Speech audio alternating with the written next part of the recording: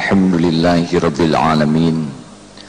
Allahumma salli wa sallim wa barik ala Muhammad wa ala alihi wa ashabihi ajma'in, amma ba'du.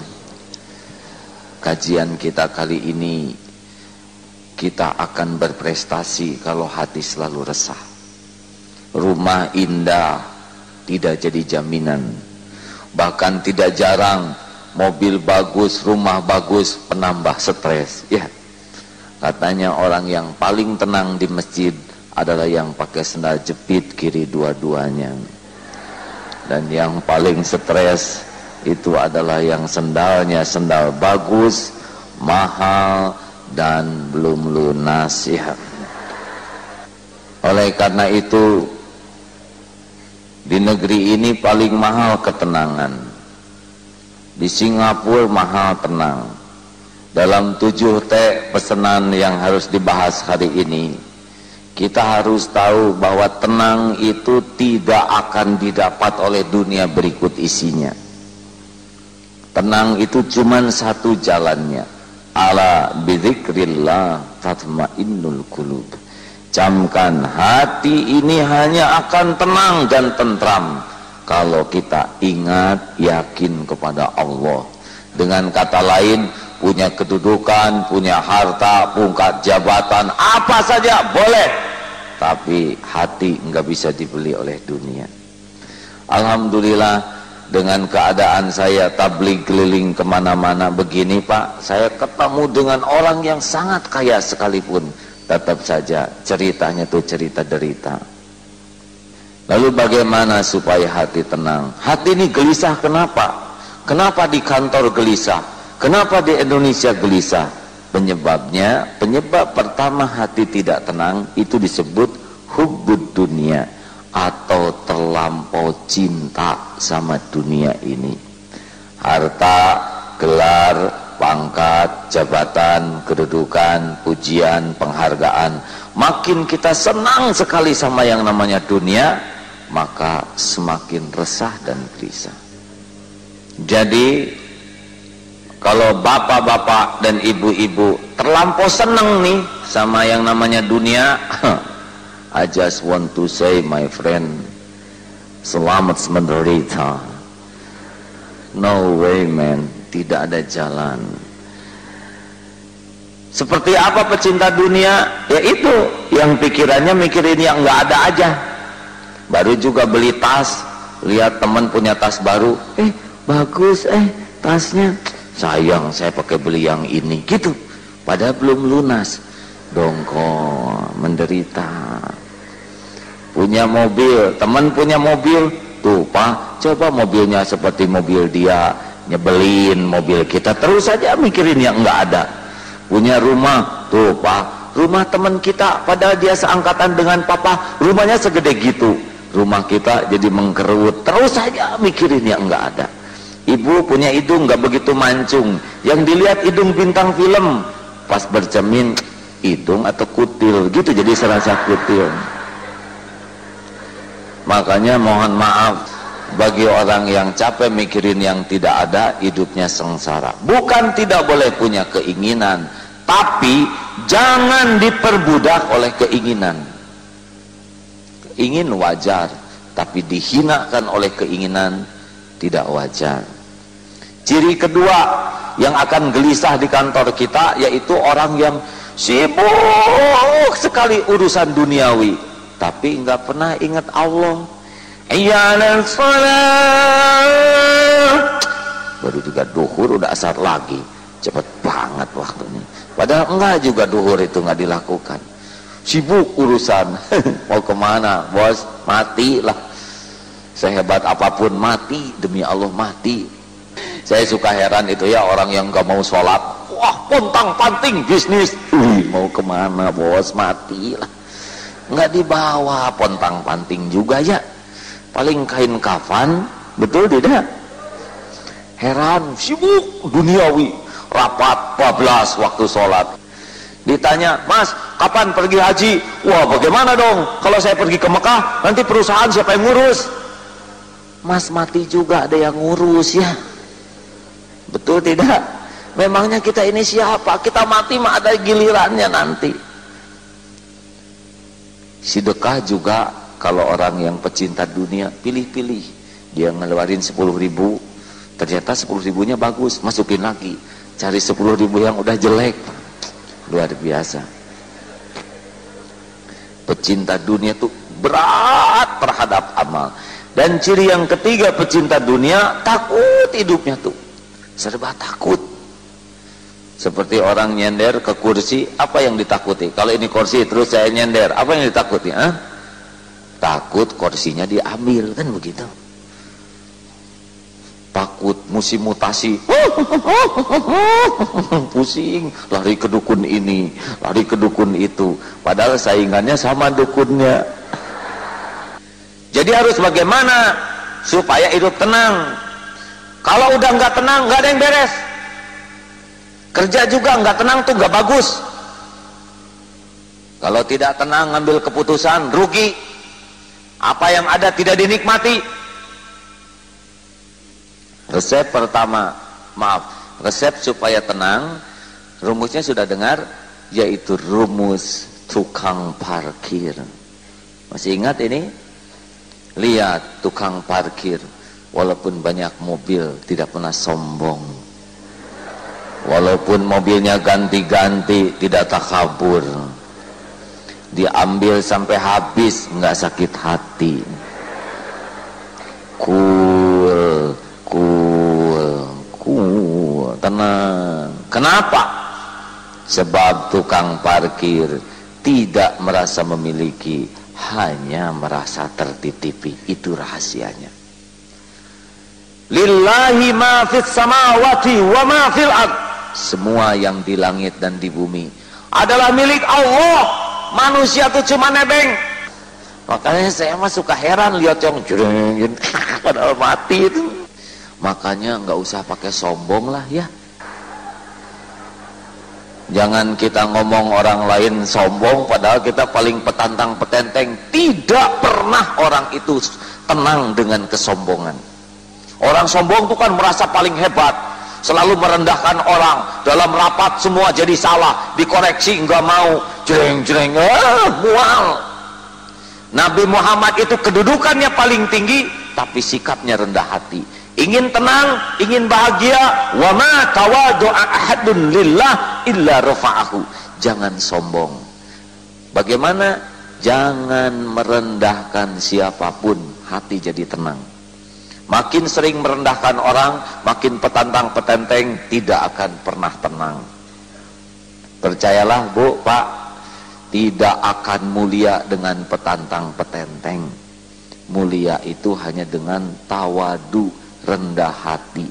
Nabi Muhammad aja paling top, puncaknya begitu rendah hati. Apalagi kita yang rendahan begini, ya masa tinggi hati. Pernah dulu di sebuah kantor tentara, suaminya jadi komandan, ternyata istrinya panglima. Lebih banyak nyuruhnya, lebih heboh galaknya, lebih banyak dikutuk oleh prajuritnya itu. Makanya hati-hati nih para ibu pejabat, jangan sampai melampaui suami ya. Da ibu mah kebetulan aja takdirnya sama yang ini. Kalau salah lahir, ibu lahir di orang tua pembantu, pembantu lahir di orang tua ibu, pembantu kita istrinya suami ya. Makanya tawadu, rendah hati, baru akan tenang. Adanya jangan sombong, sedikitnya jangan minder. Kamu malu nggak tuh punya rumah sederhana? Hah? Kenapa malu? Asik Pak punya rumah sederhana. Kenapa emang? Rumah sederhana tuh susah sombongnya. Betul tidak? Ya kalau punya yang bagus mah maunya pamer Bu. Coba ibu kalau punya barang sangat bagus, misalkan punya gelang 20 biji. Mau pada kemana sih? Kalian itu mau apa? Bukan tidak boleh punya gelang. Coba punya sofa bagus, pasti ngundang kawan-kawan ke rumah, arisan, pengajian, ulang tahun. Pas datang tamu bawa anak kecil, takut pipis, stres. Tamunya gemuk, takut jebol. Coba kalau kursinya sederhana ya, diompolin juga cuek aja. Enak loh Pak, punya rumah sederhana, biaya perawatannya murah. Dan makin mahal makin repot. Enak loh Pak, kalau rumah kita sederhana, nggak ada yang iri, nggak ada yang curiga. Ya, enak loh Pak, kalau rumah kita sederhana, nggak diminatin maling. Maling juga prihatin ke rumah kita. Coba kalau kita bermewah-mewah, bukannya orang lain malah simpati, malah curiga. Sekarang malah lagi musim dicurigai. Pejabat yang mewah teh, ini benar, saya kan rakyat. Jeng, jeng, jeng, jeng. Kalau pengusaha sukses masih mending. Tapi kemarin kan kita dengar ada orang sudah berpangkat tinggi, jreng, tumbang hanya karena mobil mewah. Padahal tanpa mobil itu juga nggak akan kurang pangkatnya, ya. Betul tidak? Nah, maka buat yang kaya mah terserah ya. Kenapa saya ada yang ngasih pulpen? Nggak tahu, biasa dipasang. Wih, pulpennya keren. Keren kenapa? Ini pulpen bagus loh, jutaan. Hah? Jutaan? Gara-gara udah tahu pulpen mahal, tiap hari nanyain pulpen. Mama, pulpen disimpan di mana? Hati-hati jangan dipakai anak-anak, namanya Allah. Jadi rewel. Sekarang nggak pakai boxy aja yang 2.500 aman, nggak takut hilang. Yang penting ada tanda tangan, cek betul ini. Kita mah udah sederhana, pengen kelihatan keren, ceng. Padahal cuman tutupnya aja. Ayo dibawa ke mana-mana. Ini seni nyiksa diri ya. Ayo, nggak musim sekarang mah mewah-mewahan tuh ya. Mewah itu bukan mahal. Mewah itu melampaui keperluan, melampaui kemampuan, itu mewah namanya. Beli helikopter kalau perlu bukan mewah, tapi sendal jepit 10 pasang mewah kalau memang kakinya cuma sepasang. Kita nggak bisa bikin instalasi PLN pakai barang-barang murah ya. Artinya kalau saudara yang bagian sederhana nggak usah minder tuh capek. Ini mah datang ke kantor, mobil kita kan sederhana, parkir paling pojok, cari semak-semak. Nanti pulang teh udah sepi, baru dia keluarin dari semak-semak. Nyiksa diri. Ada yang begitu Pak, minder aja ya. Punya istri kurang cakep, disembunyiin di belakang, nanti mama keluarnya kalau sudah sepi ya. Minder itu bikin tidak tenang. Terimalah. Dan semuanya juga titipan Allah. Baik untuk orang lain belum tentu baik untuk kita. Ya, betul tidak? Jadi yang punya harta, punya kedudukan, kalau ingin tenang jangan sombong. Ya, buat yang terbatas model kita-kita, kalau ingin tenang jangan minder, biarin aja apa adanya. Ya, jadi merdeka. Dulu Pak, saya kedatangan tamu loh Pak, dari ulama dari Arab. Aduh, tegang, cilaka, gelisah di kamar. Kata istri, kenapa kok jadi gelisah begini? Iya gimana mah, kalau nanti ulama itu ngajak ngobrol bahasa Arab, kan belum fasih benar. Kata juga kan ceramah tuh tampil aja apa adanya. Iya tapi kan itu mah ceramah, ini mah asli. Kata istri, apa sih resikonya kalau kita apa adanya? Beranikan, akhirnya tampil. Kaifalukum, ngobrol lama-lama susah tuh. Saya bilang ke santri, tolong beritahu saya ini belum fasih mereka bahasa Arabnya. Apa kata mereka? Ajib, luar biasa. Baru juga belajar bahasa Arab, pesantren sudah segini gedenya. Apalagi, begitu malah dipuji itu geningan. Kita udah malu-malu mau ngaku ya. Atau waktu ke TV, dulu mah nggak mau ke TV Pak, tapi sekarang mah berani di TV. Kenapa coba dulu nggak mau ke TV? Karena takut ada yang nanya. Bagaimana pas ditanya nggak bisa jawab, kan gengsi. Tapi sekarang mah saya bisa jawab pertanyaan sesulit apapun. Jawabannya adalah maaf, saya belum tahu jawabannya, begitu. Bagaimana hukum ini, aduh itu teh saya belum ngerti, begitu. Aman ternyata, merdeka Pak. Jadi sekarang malah sudah jangan minder-minderan ya Bu ya. Kalau ditanya, ibu berapa umurnya, kamu tanya gitu-gitu aja nanya, kenapa pakai marah, ngaku aja 52 beres ya. Kita mah tanya umur nggak mau ngaku, ditanya berat badan nggak mau ngaku, apalagi tanya hutang. Wah, orang ingin bahagia, jauhi minder, terima apa adanya. Yang ketiga, supaya hati ini tenang, jangan suka dengki sama orang lain. Sebab tiap orang ada nasibnya masing-masing. Kita itu sengsara tuh bukan mikirin rezeki sendiri, kita itu sengsara mikirin rezeki orang ya. Orang naik pangkat, kita naik tensi. Aneh. Bener bangsa ini teh babak belur teh karena pendengki. Masih ingat cerita dari Gus Dur dulu? Wah, kapal pecah. Tiba-tiba muncul dari orang Perancis. Tiba-tiba muncul orang Inggris, tiba-tiba muncul di balok kayu lagi begini di atas balok, tiba-tiba ada botol, open man, open, pas dibuka, ternyata jin. You sudah menolong I, what do you want man? Saya akan tolong saudara dengan 3 permintaan. Kata orang Perancis, Mr. Jin, oh thank you man, you know I wanna go home to Paris, my wife pretty woman Jin, aduh Jin, you know Jin, my money Jin, Masya Allah, yang bagus-bagus Jin, you know my apartemen, Masya Allah, good, okay. Sampai ke Paris, balik lagi Jin, karena cepat Jin itu ya. London, what do you want, Mr. Jin? I wanna go home to London. My calon wife, maksudnya calon istri itu ya. Pretty woman Jin, pretty woman. Jin, my gaji, you know, sekali gajian kebeli. Jin, you know, wah bagus Pak. Sampai si orang Semarang teh pulang, balik lagi Jin, Mas, sampean ada apa-apa?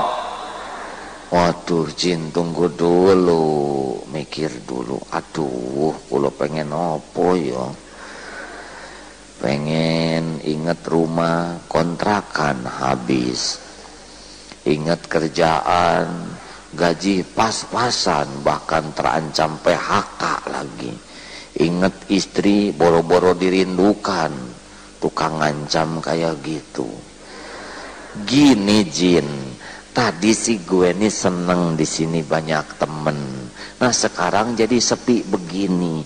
Jadi permintaan saya, tolong itu yang 2 balikin lagi sini. Nah ini orang Indonesia ya, nggak kuat lihat orang lain bahagia, pengen tenggelam aja sama-sama ya. Di kantor juga gitu, nggak kuat teman dipromosikan, harus apes aja sama-sama. Lihat Pak, bangsa kita kapan kerjanya ini? Negara segini kaya jadi bangkrut, nggak masuk di akal. Saya mah nggak ngerti ini teh apa saja yang dikerjain selain berantem ya. Terus aja harusnya sesama partai itu saling memajukan, ini saling menenggelamkan. Udahlah, saya nggak akan ikut campur urusan perkelahian para elit politik, nanti juga pada mati. Kita siapkan saja generasi selanjutnya ya. Makanya saya nggak ikut campur polatak politik, nggak ngerti. Mending nyiapin masyarakat yang lebih tenang ya. Kita kalau pengen bahagia, belajar senang dengan rezeki yang Allah berikan kepada orang lain. Walaupun masuk ke sini seangkatan, gak mungkin jadi pimpinan semua. Masuk akabri 200, mustahil semuanya jadi panglima. mau kayak apa tentara panglimanya 200? Harus siap menerima kenyataan. Ada yang mentok letnan kolonel, ada yang mentok di jenderal. Ya, dah sorga mah nggak ditentukan pangkat. Wih, kamu kopral, minggir. Nggak mungkin. Latih kayak ukuran kaki.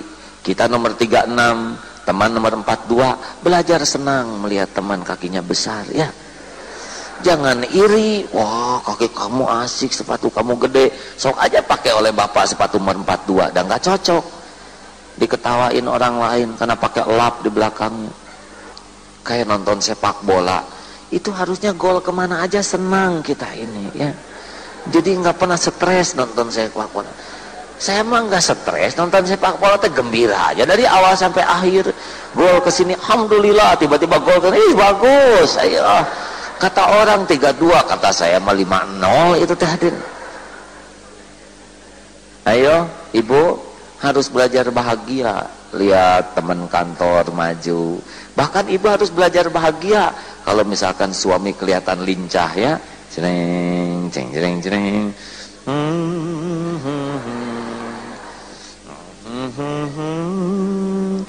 Fall in love. Wah. Si bapak kenapa jadi puisi terus? Terang bulan di tepi kali, ya. Pokoknya kalau sudah sering dandan, minyak wangi ganti-ganti, banyak baca puisi, itu gejala, ya. Gejala suami dalam normal, begitulah.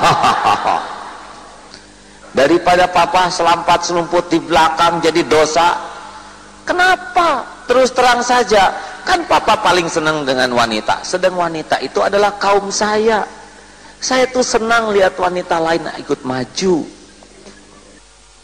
Kalau toh papa mau menikah lagi, pastikan dengan wanita, sedang wanita itu bangsa saya. Mengapa saya sedih? Kita buat tim yang kompak. Syaratnya cuma 3 kalau papa mau nikah lagi. Pertama, didik saya supaya bisa kuat iman.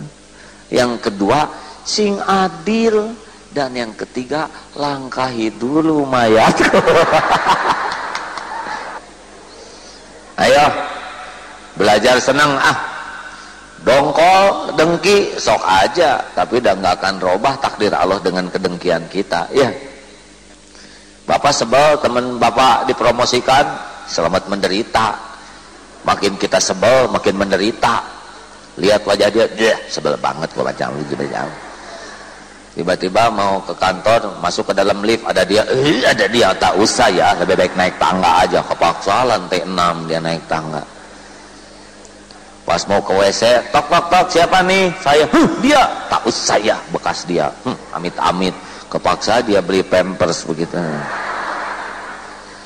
Lagi makan, tuh lihat kayak kudanil, lihat makalnya sekali dikunyah. Sebel banget coba gitu. Dia enak makan, kita nggak makan-makan. Dan yang paling apes mau tidur, Pak. Terus aja ngobrolin yang didengkinya. Sedang yang diobrolin udah tidur. Sayangnya kedengkian kita tidak akan merubah takdir Allah. Selamat berbahagia bagi saudara yang menikmati kebahagiaan orang lain sebagai kebahagiaan diri kita. Nyarinya jangan licik. Licik tuh capek. Adanya jangan sombong karena titipan Allah, sedikitnya jangan minder karena itu juga milik Allah. Lihat orang lain jangan dengki karena Allah yang ngebagiin. Nyarinya jangan licik. Lihat di Indonesia, saya tuh nggak ngerti kenapa ya orang teh pada licik begitu ya. Padahal licik tuh udah tidak nambah rejeki atau korupsi segala macam tuh hanya bikin aib. Udah punya juga disembunyiin. Ada tuh yang hutannya jutaan hektar, ternyata rezekinya di Nusa Kambangan, ya. Dan rezeki mah cuma 3, yang dimakan jadi kotoran, yang dipakai jadi usang, dan yang dinafkahkan di jalan Allah. Selebihnya mengaku-ngaku. Jangan ibu, bapak, gajah aja nggak sekolah gemuk-gemuk, masa kita nggak kebagian? Garong aja penjahat dikasih rezeki, masa kita jujur nggak dikasih, ya. Cecak makanannya nyamuk, nyamuk punya sayap, cecak tidak punya sayap. Apa pernah lihat cecak yang stres? Harusnya kan cecak stres menghadapi kehidupan ini. Ya Allah, apakah tidak salah desain ini? Masa makanan saya punya sayap semua, sedang saya ngedaplok begini nggak ada sayap sedikit pun juga. Tapi survei membuktikan dapat itu cecak, nggak lulus kuliah, ya ketemu dengan rezekinya. Masa kita udah kayak gini mau licik? Sebelum lahir ke dunia udah ada jatahnya kita ini.